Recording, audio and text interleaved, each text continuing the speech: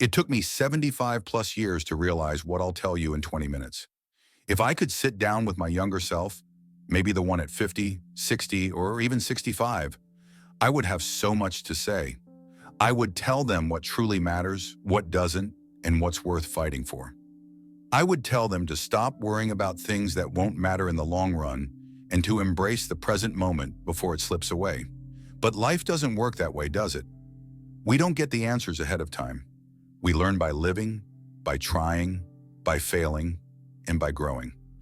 Now, at 65 plus years old, I've gained a kind of wisdom that only comes with time. And today I want to share it with you so you don't have to take as long as I did to understand. If you enjoyed this video, give it a thumbs up.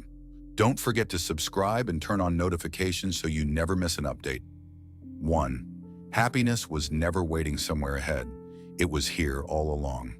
For most of my life, I chased happiness like it was some distant finish line.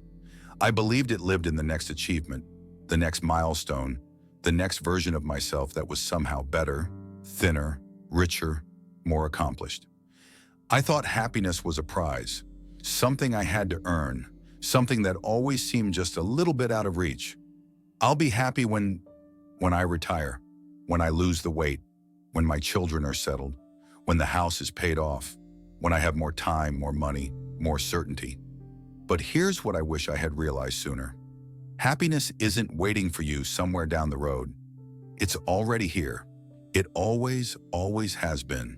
We grow up believing that life is about reaching the next thing, that contentment is something we'll find later. And yet, every time we get what we thought we wanted, we move the goalpost. We celebrate for a moment, then immediately set our sights on the next thing. We tell ourselves, just one more step, just one more thing, then I'll feel at peace. But happiness isn't in the next promotion or the next 5 pounds lost. It's not in the house you dream of buying or the vacation you're planning. It's not hiding in some future version of yourself that's somehow better than who you are now. Happiness is in the ordinary moments, the ones we overlook because we're too busy chasing something else. It's in the quiet morning light streaming through the window as you sip your coffee. It's in the warmth of a grandchild's hug.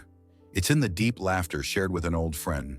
It's in the way the wind moves through the trees on a summer evening. It's in the first bite of a homemade meal.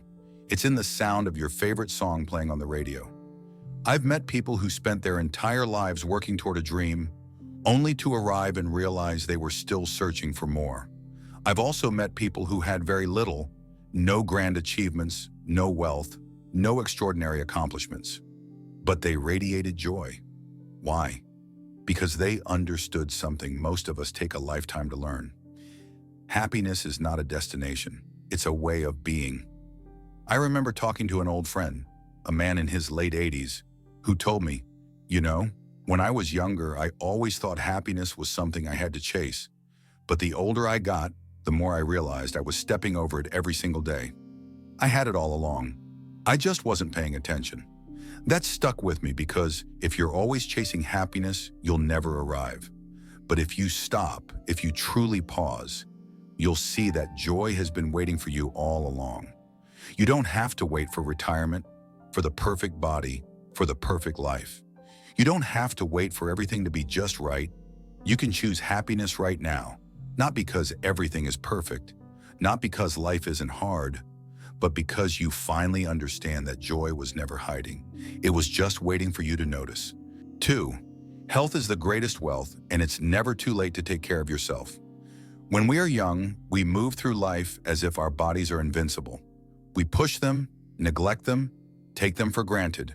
We eat whatever we want, get little sleep, ignore aches and pains, believing there will always be time to get healthy later. But later comes faster than we expect.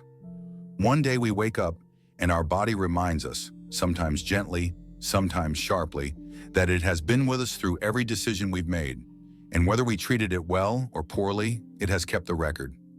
I used to think health was just about looking good, about numbers on a scale, about fitting into old clothes. I thought it was about diets and exercise routines, about discipline and restriction. But now I know, health is so much more than that. It's the ability to bend down and play with your grandkids, without wincing in pain. It's the strength to take long walks in the crisp autumn air, feeling your legs steady beneath you. It's waking up with energy instead of exhaustion. It's the freedom to live your life without constantly worrying about doctor's appointments and medications. I've met people in their 70s who are more vibrant and full of life than some in their 40s. And I've also met people in their 60s who have resigned themselves to a life of decline, convinced that their best years are behind them. The difference isn't luck. The difference is choice. Our bodies are like gardens. If we neglect them, weeds take over. Muscles weaken, joints stiffen, energy fades. But if we tend to them, even with small daily care, they remain strong, flexible, and full of life. It doesn't mean we won't face challenges. Age brings changes, no matter how well we care for ourselves. But it does mean that we have more control than we think. I once knew a woman in her 80s who walked every day, rain or shine. She wasn't training for a marathon, wasn't obsessed with fitness. She simply understood that movement was life. If I stop moving, she told me, I'll never start again. She had seen too many of her friends lose their mobility, not because they had to, but because they slowly let it go. And that's the truth. We don't lose our strength because we age. We age because we stop using our strength. If I could go back in time, I would tell my younger self to care for my body, not because I wanted to look better, but because I wanted to live better. I would remind myself that every small decision, a short walk, an extra hour of sleep, a home-cooked meal, was an investment in my future self. But the good news? It's never too late. The human body is astonishingly forgiving. It doesn't matter if you're 30, 60, or 90, it will respond to care. Muscles can regain strength. Joints can regain flexibility. Energy can return.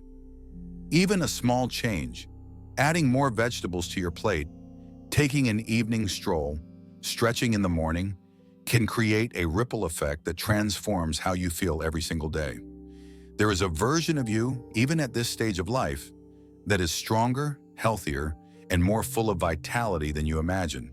And that version of you isn't waiting in some distant future. It's waiting right now, in the small choices you make today. Your body is the only home you will ever truly live in. Take care of it, and it will take care of you. 3. Relationships matter more than anything else. If I could relive my life, I wouldn't ask for more money, more success, or more possessions. I would ask for more time with the people I love, more conversations, more shared laughter, more quiet moments that I once overlooked. When I was younger, I thought achievements would be my legacy. I worked hard, chased success, built a life. But as the years passed, I began to notice something. The thing I had worked so tirelessly for, titles, promotions, financial security, mattered far less than I thought they would. They brought moments of pride, yes, but they did not bring lasting fulfillment. What truly mattered, what stayed with me, were the people. I have sat beside friends in their final days, holding their hands, listening to their last reflections. Not once did they say, I wish I had spent more time at work, or I wish I had bought a bigger house. Instead, they said, I wish I had spent more time with my family. I wish I had told my friends how much I love them. I wish I had let go of anger sooner. And I have learned something. Regret is not about the things we did. It's about the love we didn't give, the connections we let fade, the moments we were too distracted to cherish. We live in a world that celebrates independence, self-sufficiency, and personal achievement. But the truth is, we are not meant to walk this life alone. No success, no possession, no personal milestone can replace the warmth of human connection, a hug from a child, the shared history with an old friend, the comforting voice of a spouse who has known you for decades. These are the treasures of life, the things that no amount of wealth can buy. I used to hold on to grudges. I thought time would naturally heal relationships, that the distance would close itself. But time doesn't heal wounds. Only love and effort do. Pride steals years. Anger steals moments. Distance steals people. If I could go back, I would choose forgiveness faster. I would reach out first. I would say I love you more often, not assuming that people already knew. The greatest wealth I have now is not in my bank account. It's in the voices that fill my home, in the friendships that have endured time, in the people who still call to check in. It's in the laughter that echoes at the dinner table, in the handwritten letters from my grandchildren, in the stories shared over a cup of coffee. If you're holding on to anger, let it go. If there's someone you miss, call them. If there's love in your heart, say it out loud. Life moves faster than we think. One day, all we will have left are the memories of how we made people feel and how they made us feel in return. At the end of life, we won't measure our worth by the things we owned or the goals we reached. We will measure it by the love we gave, the kindness we showed, and the relationships we nurtured. Because when everything else fades, love is the only thing that remains. 4. The fear of aging is worse than aging itself. There was a time when I feared aging, not just the physical changes, the wrinkles, the gray hair, the slowing pace, but the deeper fears. The fear of becoming irrelevant, the fear of losing purpose, the fear of watching time slip away faster than I could hold on to it. But now, having lived through decades of life, I see things differently. Aging is not something to fear. It is something to honor, something to embrace. The only tragedy in growing older is wasting time, worrying about it instead of living it. When I was younger, I thought aging meant decline. I saw it as a slow fading, a gentle retreat from the world. But now I know aging is not about fading. It is about deepening. It is about seeing life through wiser eyes, about shedding the insecurities and pressures of youth, and finally living with clarity. Aging has given me gifts I never expected. It has given me patience, the ability to sit in stillness without needing to prove anything. It has given me wisdom, to know what truly matters and the courage to let go of what doesn't. It has given me freedom, the freedom to stop chasing, to stop comparing, to stop measuring my worth by the expectations of others. And yet I see so many people resist aging as if it is the enemy. They fight it with every cream, every dye, every procedure, as if erasing the signs of time will somehow stop time itself. But time is not the enemy. The real enemy is the belief that our value diminishes as the years pass. I have met people in their 80s and 90s who are more alive than some in their 30s, not because they are untouched by age, but because they have embraced it.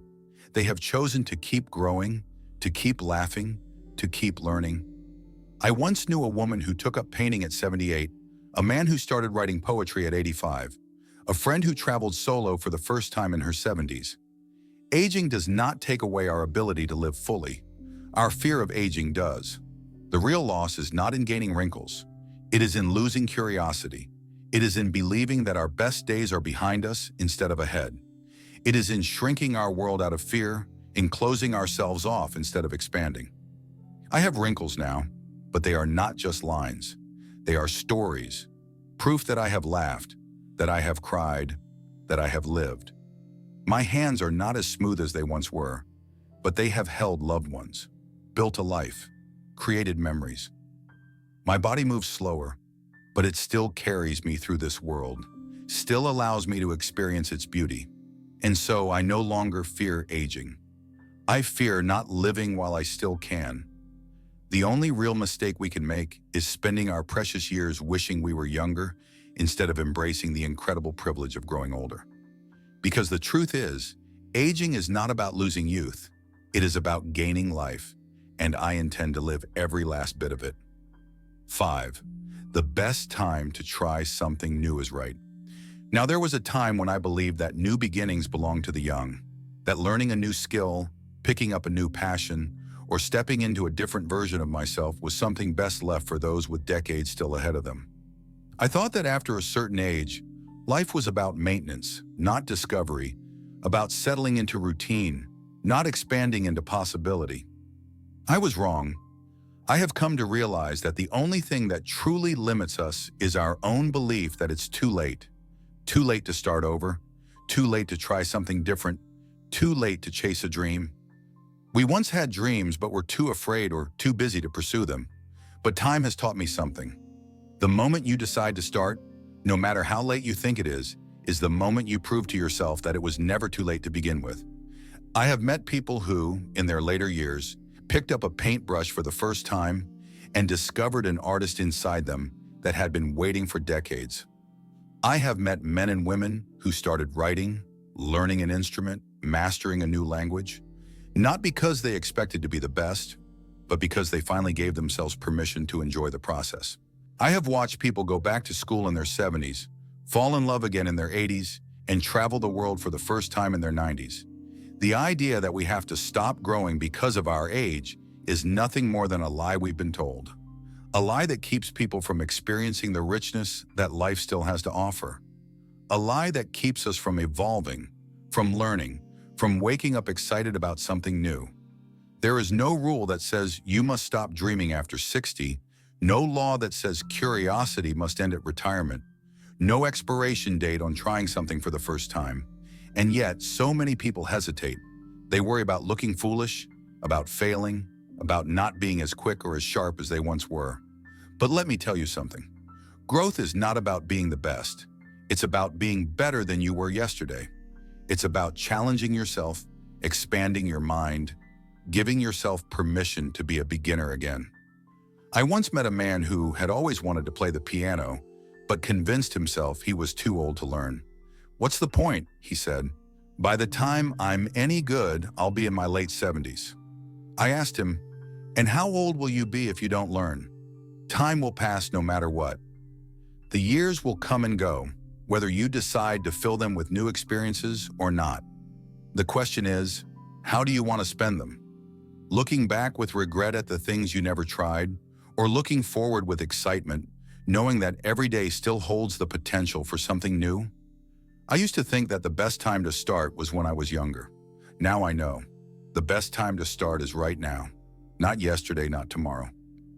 Now, because the only thing standing between you and the life you still want to live is the decision to step forward and begin. Just let go of what you can't control. For so many years, I carried burdens that were never truly mine to carry. I worried about the future, replayed mistakes from the past, held on to anger for things I couldn't change, and tried desperately to control the uncontrollable. I thought that if I planned well enough, worried long enough, or tried hard enough, I could keep life in order. That if I held on tightly, things would turn out the way I wanted them to. But life has a way of humbling us, doesn't it? It teaches us, in small whispers and in painful lessons, that control is an illusion. No matter how much we try, there will always be things beyond our reach. A loved one will leave, a plan will unravel, a door we were counting on will close without warning, and all the worry in the world won't change any of it. I spent years exhausting myself over things that, in the end, were never mine to control. People's opinions, other people's choices, the way time moves, the way life unfolds, the way the past remains unchangeable no matter how often we relive it. And then one day, I realized something. The weight I was carrying wasn't heavy because life was unfair. It was heavy because I refused to set it down. We spend so much of our lives resisting what is. We fight against reality, trying to bend it to our will, only to find ourselves exhausted and bitter when it doesn't work. But life is not meant to be a battle against what we cannot change. It is meant to be embraced, even in its unpredictability. Letting go does not mean we stop caring. It does not mean we give up or become passive. It means we choose peace over resistance. It means we recognize the difference between what is ours to change and what is not. It means we trust that, even in uncertainty, life has a way of working things out. I once heard someone say, "Worrying is like carrying an umbrella every day, waiting for rain." And it struck me.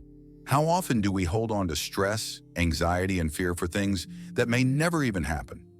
How much time do we waste trying to control the uncontrollable instead of simply living?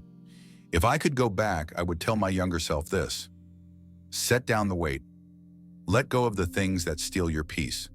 Forgive faster. Accept what is.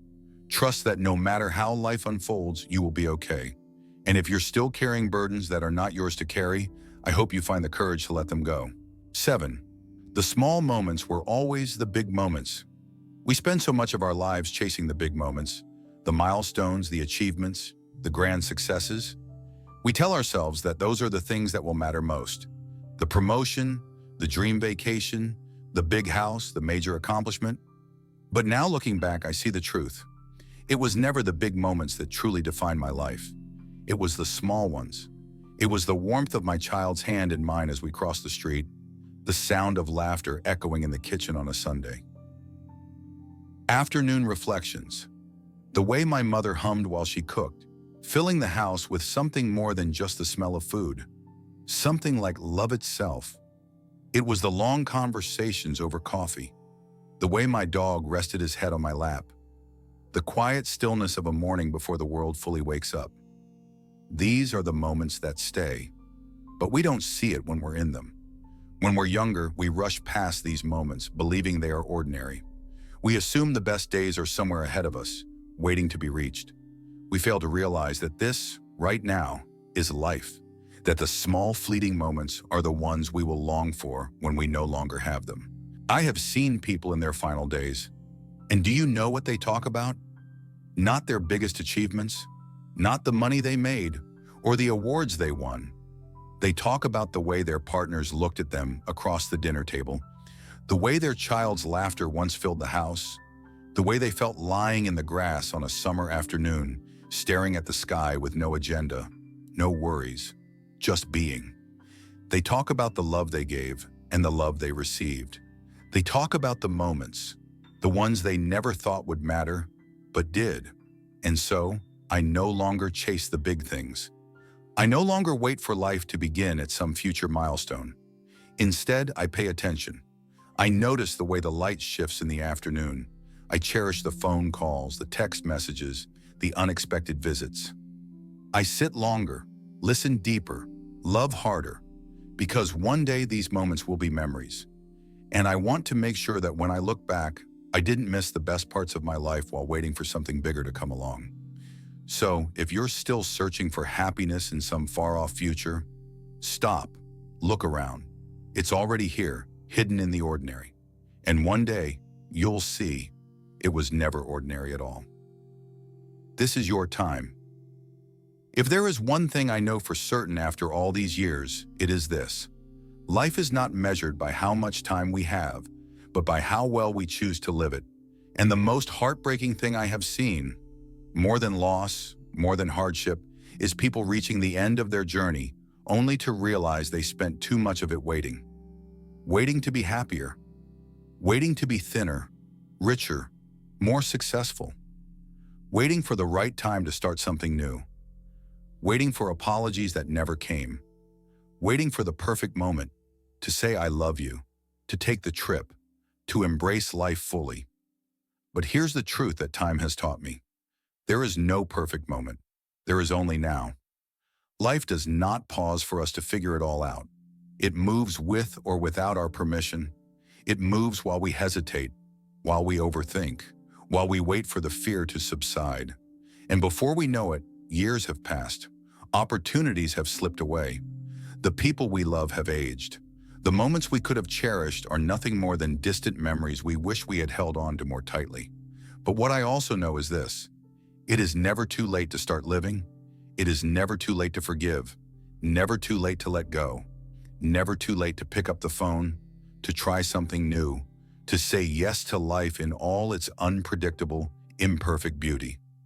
If I have learned anything from the people I have met in their final years, from my own experiences, from countless moments of reflection, it is this. You are never too old to love, to dream, to laugh, to grow. The greatest tragedy is not aging. The greatest tragedy is reaching the end of your days and realizing you never truly lived. So don't wait. Don't waste another year, another month, another day wishing for a past you can't return to, or a future that isn't promised. Open your heart, open your hands, and embrace the life you have right now. Because when the time comes to look back, you won't remember the things you feared. You won't care about the opinions of others. You won't wish you had spent more time worrying about things beyond your control. You will remember the love, the laughter, the adventures, big and small, the kindness you gave and the kindness you received. And if you live fully, if you choose to live fully, when the time comes to say goodbye, you will do so without regret, because you will know without a doubt that you truly lived. Your turn. These lessons are meant to inspire you to live fully and authentically. Now, I'd love to hear from you.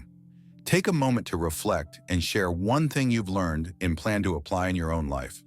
Let's support each other on this, toward embracing these truths. If you enjoyed this video, please leave a comment with 1. If not, feel free to comment with 0. Your feedback means a lot to us. Don't forget to like, share, and subscribe to our YouTube channel for more content like this. Thank you for watching, and here's to living life on your own terms.